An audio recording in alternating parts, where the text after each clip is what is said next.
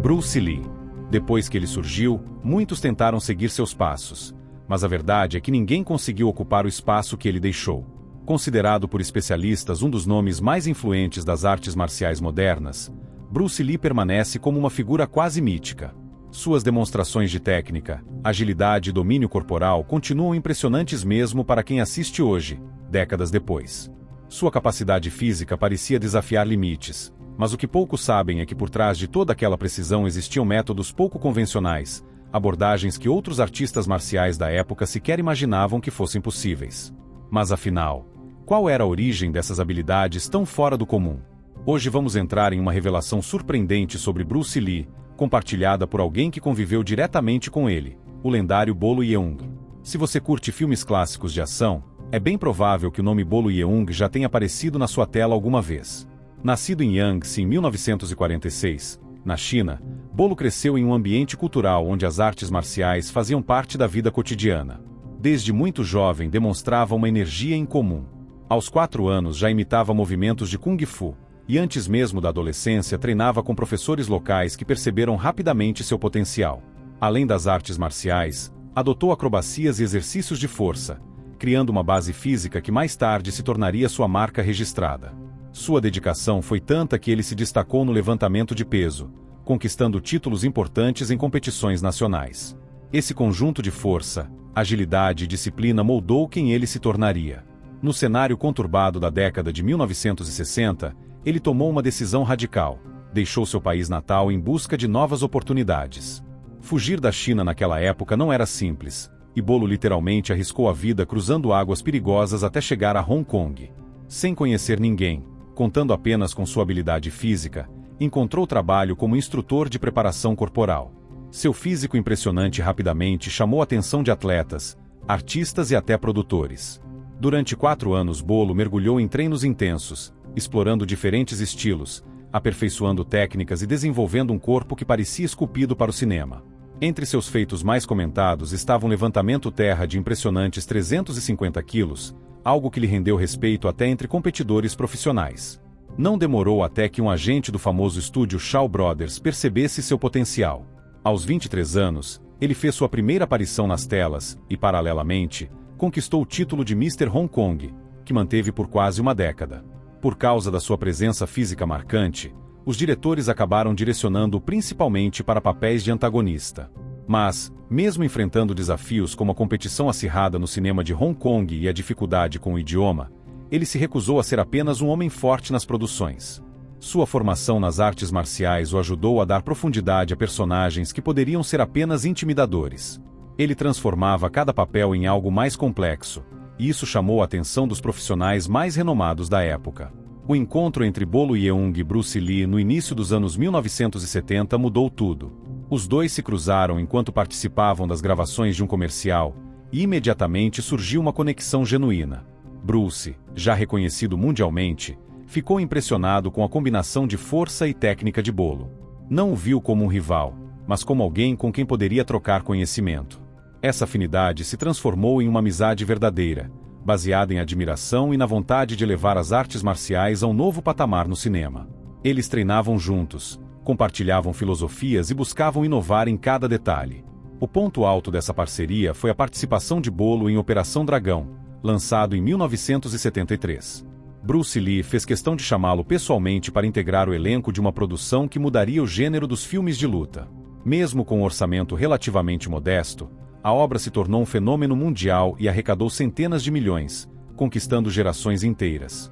Foi durante esse projeto que Yang se ganhou o nome artístico Bolo, que o acompanharia pelo resto da carreira. A convivência nas gravações ajudou a fortalecer ainda mais sua relação com Bruce, especialmente durante a criação das sequências de combate, que exigiam precisão extrema. Porém, o impacto maior veio quando Bruce Lee faleceu de forma inesperada. Para Bolo, não era apenas a perda de um colega de trabalho, mas de alguém que ele considerava um verdadeiro mentor. Mesmo abalado, ele decidiu honrar aquilo que aprendeu ao lado do amigo e seguiu adiante na carreira internacional. O prestígio que ganhou em Operação Dragão abriu portas nos Estados Unidos e, anos depois, em 1988, surgiu seu grande momento no cinema ocidental com o Grande Dragão Branco. Seu personagem, Chong Li, se tornou um dos antagonistas mais marcantes da história do gênero. A intensidade das cenas, especialmente o confronto com Jean-Claude Van Damme, se transformou em referência e é lembrado até hoje como um dos grandes duelos das telas. O impacto do filme foi tão grande que abriu portas em todo o planeta para Bolo, transformando-o rapidamente em uma figura reconhecida além do cinema asiático. Sua presença em tela, marcada por expressões fortes e movimentos precisos, mostrou ao público que ele era muito mais do que um antagonista típico das produções de Hong Kong. A química com Jean-Claude Van Damme era tão evidente que acabou rendendo uma nova parceria no longa Duplo Impacto, consolidando uma das duplas mais memoráveis entre os fãs do gênero. Mas, voltando ao ponto central, quais eram os métodos que tornavam Bruce Lee tão diferente de qualquer outro artista marcial de sua época? Segundo Bolo, as respostas estavam muito além dos treinamentos físicos. Ele revelou que tudo começava pela forma como Bruce utilizava a mente como motor principal do corpo. Bruce Lee era um estudioso incansável. Ele não apenas praticava artes marciais, mas buscava entender como o corpo funcionava, como poderia melhorar cada movimento e como a força poderia ser desenvolvida de forma inteligente.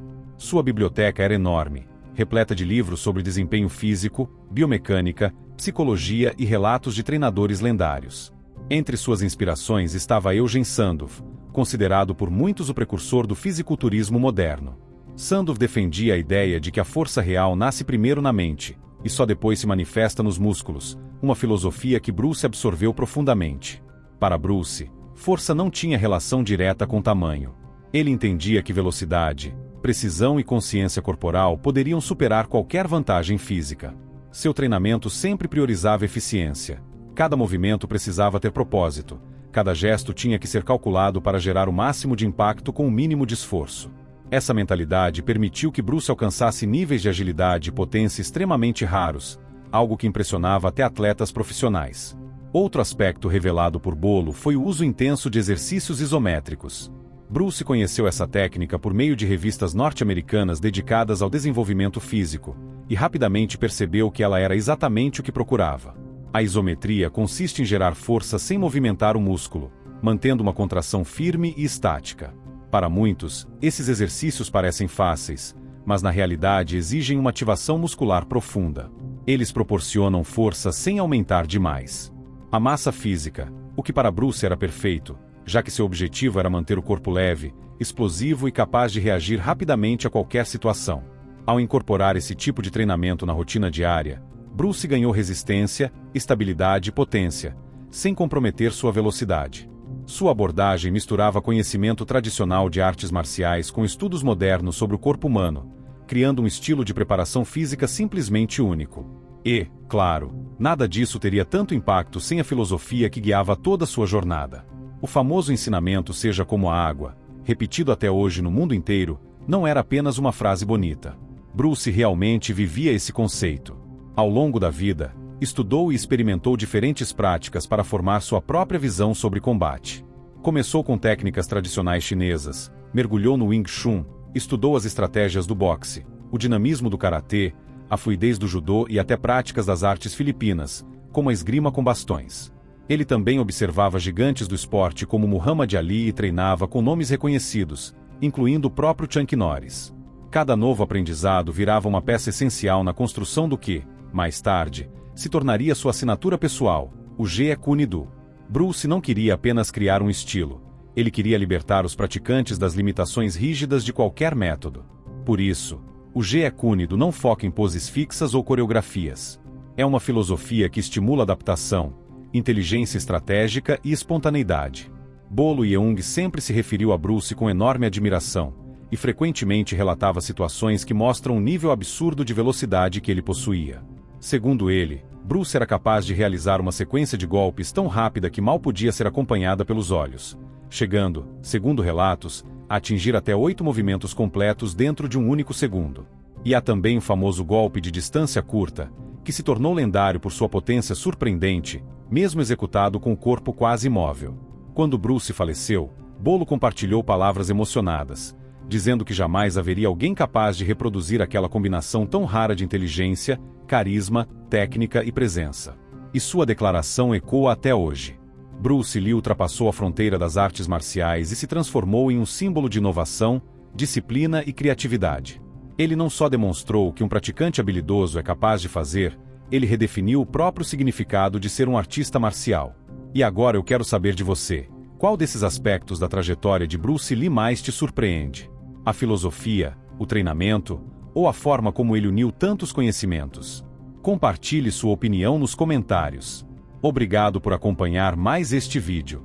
Clique nos cards que estão aparecendo na sua tela para continuar explorando histórias fascinantes. E não esqueça de deixar seu like e se inscrever no canal para não perder nenhum conteúdo. Um grande abraço e te vejo no próximo vídeo.